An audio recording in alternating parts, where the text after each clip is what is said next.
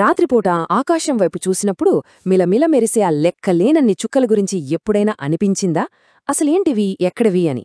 సరే, ఈ రోజు మనం సరిగ్గా అదే పని చేద్దాం. మన ఇంటి పెరటి నుంచి మొదలుపెట్టి ఈ అద్భుతమైన విశ్వం యొక్క సుదూర అంచుల వరకు ఒక ప్రయాణం చేద్దాం రండి. అంతా చాలా సరదాగా సింపుల్గా ఉంటుంది. మరి మన విశ్వయాత్ర మొదలు పెడదామా? ఒక్కసారి ఊహించుకోండి, సిటీ లైట్లకు చాలా దూరంగా లఢక్ లాంటి ప్రదేశంలో ఉన్నాం. అక్కడ ఆకాశం ఎలా ఉంటుందో తెలుసా? వేలకి వేల నక్షత్రాలతో నిండిపోయుంటుంది. సరిగ్గా అలాంటి ఆకాశమే యాంగ్డోల్, దోర్జే అనే ఇద్దరి పిల్లలకు స్ఫూర్తినిచ్చింది. వాళ్లు ప్రతి రాత్రి ఆకాశం వైపు చూస్తూ అబ్బురపడేవాళ్లు. ఈరోజు మన ప్రయాణానికి వాళ్ల ఆశ్చర్యమే మనకు దారి చూపించబోతోంది. అయితే మానవజాతి ఎప్పటినుంచో ఎక్కడ మొదలుపెట్టిందో మనం కూడా మన ప్రయాణాన్ని అక్కడ్నుంచే స్టార్ట్ చేద్దాం. అదేంటంటే భూమిపై నుంచి ఆకాశం వైపు చూడటం. కొన్ని వేల సంవత్సరాలుగా మనుష్యులు ఆ నక్షత్రాలను చూస్తూ వాటిలో రకరకాల ఆకారాలను, కథలను ఊహించుకుంటూనే ఉన్నారు. మరి వాళ్ళు ఏమి కనుక్కున్నారో మనము చూద్దాం. ఒక్క క్షణం ఆలోచించండి. మనం వేల సంవత్సరాల క్రితం ఉన్నామనుకున్నాం. టీవీలు లేవు, ఇంటర్నెట్ లేదు. మరి రాత్రిపూట టైంపాస్ ఏంటి? బహుశా ఆకాశం వైపు చూడటమే. ఆకాశంలో అక్కడక్కడ ఉన్న ఆ చుక్కల్ని చూస్తూ వాటిని ఒకదానితో ఒకటి కలిపితే ఏమైనా ఆకారం వస్తుందా? ఒక జంతువులాగా, లేదంటే ఒక యోధుడిలాగా? మన పూర్వీకులు సరిగ్గా అదే చేశారు. వాళ్లు నక్షత్రాలను కలిపి కొన్ని ఆకారాలను ఊహించుకున్నారు. వాటినే మనమిప్పుడు నక్షత్రరాసులు అంటున్నాం. ఓరియన్ అనే వేటగాడు, వృషభం అనే ఎద్దు, ఇలాంటి పేర్లు పెట్టారన్నమాట. ఇవి కేవలం బొమ్మల మాత్రమే కాదు, కథలు చెప్పడానికి, కాలాలను గుర్తుపట్టడానికి, ఇంకా పెద్ద పెద్ద సముద్రాలలో దారి తెలుసుకోవడానికి కూడా ఇవి వాళ్లకు చాలా హెల్ప్ చేశాయి. ఈ రోజుల్లో అయితే నక్షత్రరాశులను చూడటానికి మన దగ్గరొక పక్కా సిస్టమ్ ఉంది. ఇంటర్నేషనల్ ఆస్ట్రనామికల్ యూనియన్ ఏం చేసిందంటే ఆకాశాన్ని మొత్తం 88 భాగాలుగా విభజించింది. ప్రతి భాగానికి ఒక నక్షత్ర రాశి పేరు పెట్టింది. ఇది మనకు విశ్వంలో దారి చూపించే ఒక పెద్ద స్కై మ్యాప్ లాంటిదన్నమాట. ఆ మ్యాజిక్ నంబర్ ఏంటో తెలుసా? 88. మొత్తం ఆకాశాన్ని కవర్ చేసే అధికారిక నక్షత్రరాశుల సంఖ్య ఇదే. మనం భూమి మీద ఎక్కడున్నా సరే మన తలపైన ఎప్పుడూ ఒక ప్రత్యేకమైన నక్షత్రాల గుంపుతో కూడిన ఆకాశభాగం ఉంటూనే ఉంటుంది. సరే, నక్షత్రరాశులు అంటే ఏంటో మనకు ఇప్పుడు తెలిసింది కదా. మరి ఆకాశంలో కొన్నింటిని వెతకడానికి ట్రై చేద్దామా? దీనికి పెద్ద టెలిస్కోప్ లాంటివి ఏమీ అవసరం లేదు. పాతకాలం నావికుల్లాగే మనం కూడా కొన్ని ఫేమస్ ఆకారాలను మన కళ్లతోనే చూడొచ్చు. ఒక చాలా ఫేమస్ నక్షత్రరాశితో మొదలు పెడదాం. దాని పేరే బిగ్ డిప్పర్. దీన్ని గుర్తుపట్టడం చాలా సులభం. ఒక్కసారి దాన్ని కనుక్కున్నామంటే ఒక సింపుల్ ట్రిక్ వాడొచ్చు.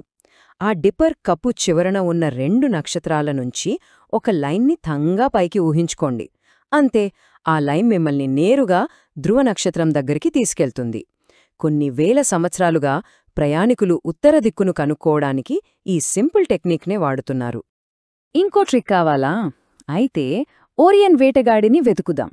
అతని నడుము దగ్గర ఒకే లైన్లో 3 ప్రకాశవంతమైన నక్షత్రాలుంటాయి. ఇప్పుడు ఆ లైన్ని ఫాలో అవుతూ వెళ్తే అది మనల్ని నేరుగా రాత్రి ఆకాశంలో అత్యంత ప్రకాశవంతంగా మెరిసే నక్షత్రం సిరియస్ దగ్గరికి తీసుకెళ్తుంది. ఇది స్పేస్లో చుక్కల్ని కలపడం లాంటిది. ఓకే, ఇప్పుడుదాకా మనం నక్షత్రాలను చాలా దూరం నుండి చూశాం. ఇప్పుడు కాస్త దగ్గరకు వెళ్దాం. అంటే చాలా దగ్గరకు. మనం మన సొంత కాస్మిక్ నైబర్హుడ్, అదేనండి సౌరవ్యవస్థలోకి జూమ్ చేయబోతున్నాం. మన సౌరవ్యవస్థకు సెంటర్ ఆఫ్ అట్రాక్షన్ ఏంటి? మన సొంత నక్షత్రం సూర్యుడు. ఇదొక పెద్ద మండుతున్న గ్యాస్ బాల్. మనకు చాలా దగ్గరగా ఉండటం వల్లే ఇది ఇంత పెద్దగా, ఇంత ప్రకాశవంతంగా కనిపిస్తోంది. మనం చూసే మిగతా నక్షత్రాలన్నీ చాలా చాలా దూరంలో ఉన్నాయన్నమాట. ఇక గ్రహాల విషయానికొస్తే మన సోలార్ సిస్టంలో మొత్తం 8 గ్రహాలున్నాయి. వాటిని 2 టీమ్స్గా డివైడ్ చేయొచ్చు. సూర్యుడికి దగ్గరగా ఉండేవి చిన్న రాతి గ్రహాలు, ఇంకా దూరంగా ఉండేవి పెద్ద గ్యాస్తో నిండిన గ్రహాలు. ఇవి 2 వేర్వేరు ప్రపంచాల్లాంటివి. సరే, మన ప్లానెటరీ నేబర్స్తో ఒక క్విక్ హలో చెప్పేద్దాం.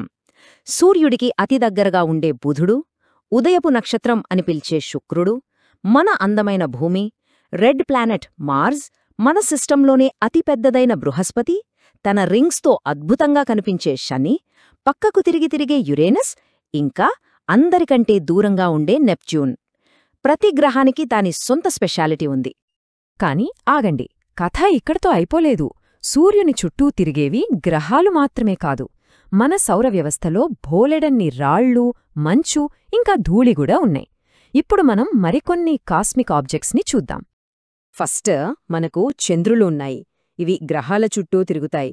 తర్వాత ఆస్టరాయిడ్స్ ఉన్నాయి. ఇవి ఎక్కువగా మార్స్కి, జూపిటర్కి మధ్యలో తిరిగే పెద్ద పెద్ద రాళ్ళు. ఆ తర్వాత వస్తాయి తోకచుక్కలు.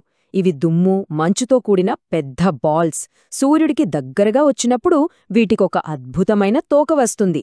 మొత్తానికి మన సోలార్ సిస్టమ్ చాలా బిజీ ప్లేస్ అన్నమాట. స్పేస్ ఎక్స్ప్లోరేషన్ గురించి మాట్లాడుకుంటున్నాం కాబట్టి భారతదేశం సాధించిన అద్భుతమైన చంద్రయాత్రల గురించి చెప్పుకోవాలి.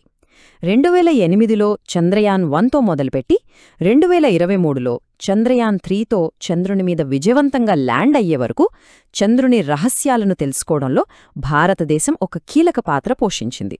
ఇది నిజంగా గర్వించదగ్గ విషయం. హేలీ తోకచుక్క గురించి ఎప్పుడైనా విన్నారా? ఇది చాలా ఫేమస్ కాస్మిక్ వాండరర్. ఇది చాలా నమ్మకమైన విజిటర్ కూడా. ఎందుకంటే ప్రతి 76 సంవత్సరాలకొకసారి మన ఆకాశంలో కనిపిస్తుంది. నెక్స్ట్ టైం ఇది 2061లో వస్తుంది. కావాలంటే క్యాలెండర్లో మార్క్ చేసి పెట్టుకోండి.